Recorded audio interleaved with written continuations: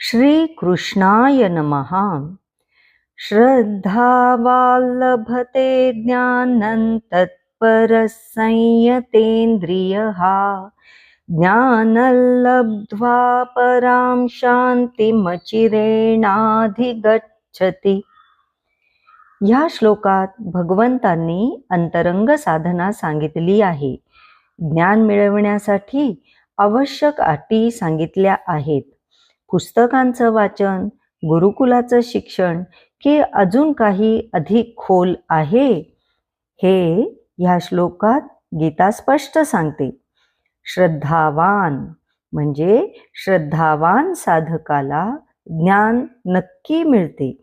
जो एकाग्र आहे, ज्याची इंद्रिये संयमित आहेत, त्याला ज्ञान सहज प्राप्त होते. आणि जेव्हा हे ज्ञान प्रकट होतं तेव्हा साधकाला परमशांती क्षणाचाही विलंब न होता अनुभवता येते. परमशांती म्हणजे अशी शांती जी अशांतीनं प्रभावित न होणारी आहे, जी एकदा प्राप्त झाली की कधीच भंग पावत नाही. जसं सुपीक मातीत बीज टाकलं की अंकुर आपोआप फुटतो, तसंच श्रद्धेच्या सुपीक भूमीत ज्ञानाचं बीज पेरलं की ते वटवृक्ष बनून जीवनाला सावली, आधार आणि शांतता देते.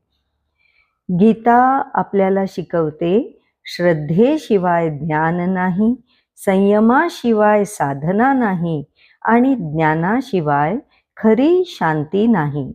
म्हणून श्रद्धा ठेवा, संयम पाळा, साधनेत तल्लीन व्हा, शांततेचं अनंत आकाश अनुभवा.